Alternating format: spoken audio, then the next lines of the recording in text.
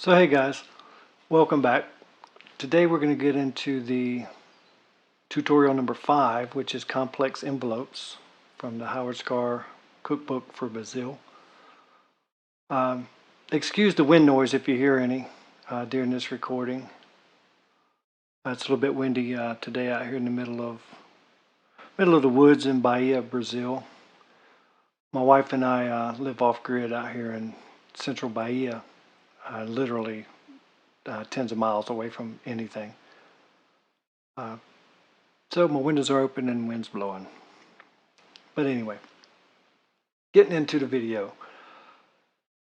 This one is about complex envelopes, specifically the envelope from the Casio CZ101.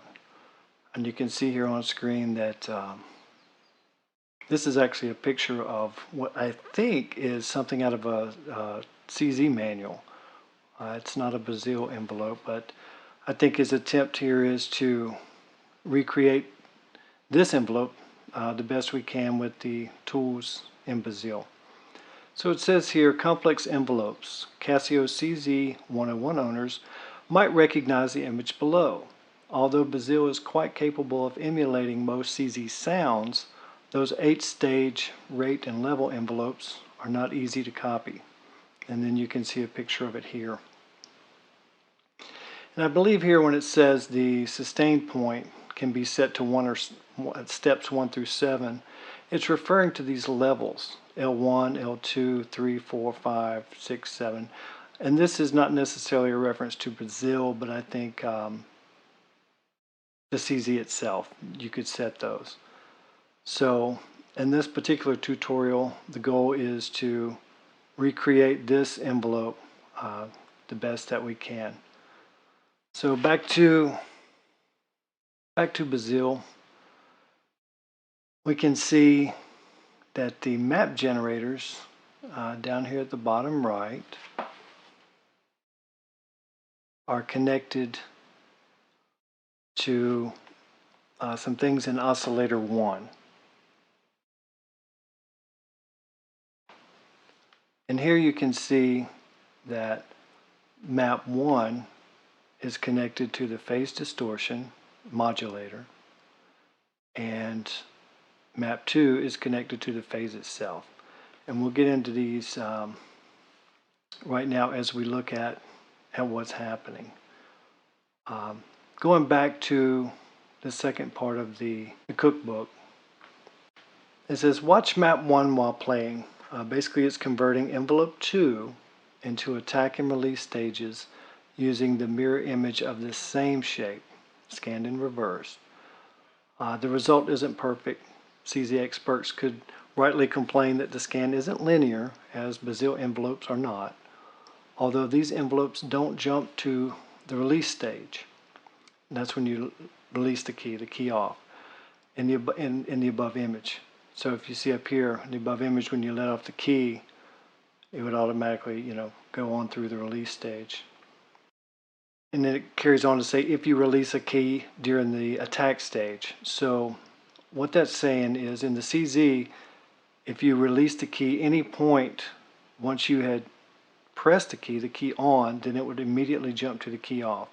And he's telling us there that this R1, or during this time from the key on until it reaches L1, if you release it here, then it will not automatically go to that key off just because of the way Bazille is set up.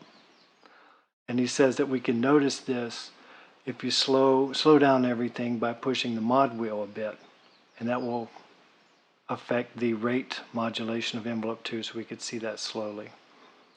So let's take a look at all these things. Okay, if we just expand the map so that we can see, and I'm just going to press middle C, I think, here.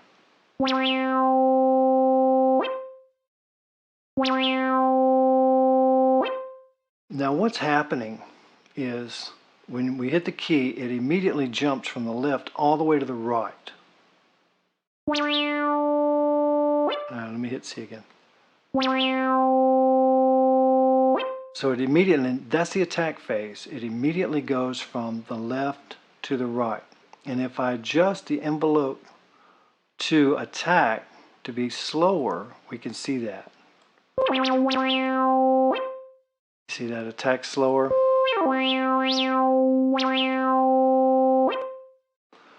So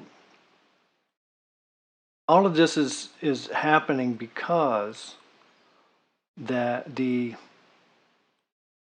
map 2 here, or excuse me, the map 1 generator, the source is envelope 2, as is the source for map generator 2.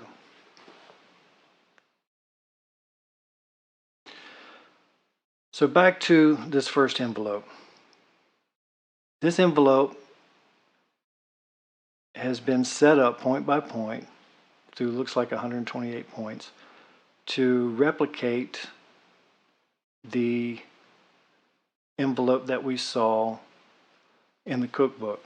Now again, this is being used to modulate the phase distortion, not the volume, because the volume is still here up at the top, envelope 1. That's still our volume envelope.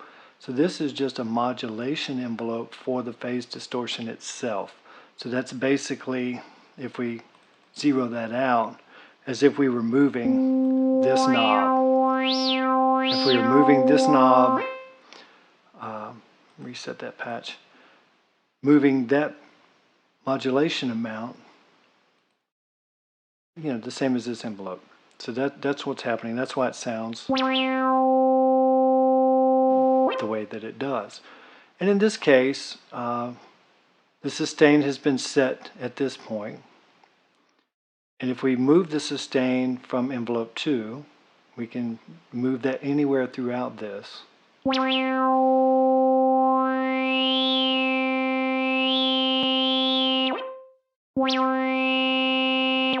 you can see how that works.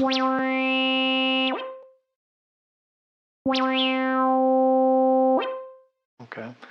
And the release, if it was slower, now you're hearing this ding, and that is actually happening because of the envelope map, or not the envelope, but the map generator 2. And that is used to modulate the phase. Now, if we just hit a key and we move the phase, you can kind of hear it doing some things, but if we move it at the same time that we hit the key, see, it actually has an effect on the sound. So if it's happening real fast. And that's what the map generator 2 is doing. It's actually, again, when we hit it, that attack phase goes all the way to the right, and then it comes back through to the left. And in this case, you can see right here at the beginning of this set of stairs here, you see that little light right up there just before this first point. That's where the sustain has been set to stay. So it's waiting. It's waiting right there as we hold sustain until we release, and then it's going to climb those steps real fast. Hear that?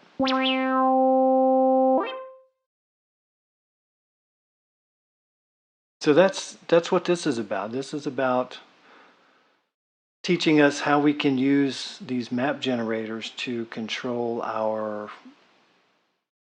modulations, or even volume. If you wanted to make this control the envelope 1, which in turn would then be the volume envelope, it's trying to show us how we can get more complex envelopes, if you will, out of Bazille, rather than just using the envelopes themselves. So let's go back and take a look at this slowdown effect that he was talking about.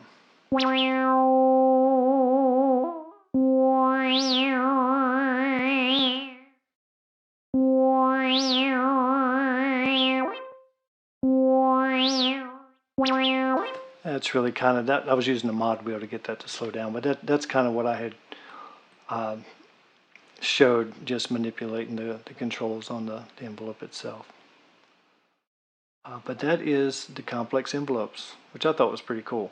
I learned a lot setting up for this. But I hope you guys enjoyed, hope you learned something, and we'll see you next time.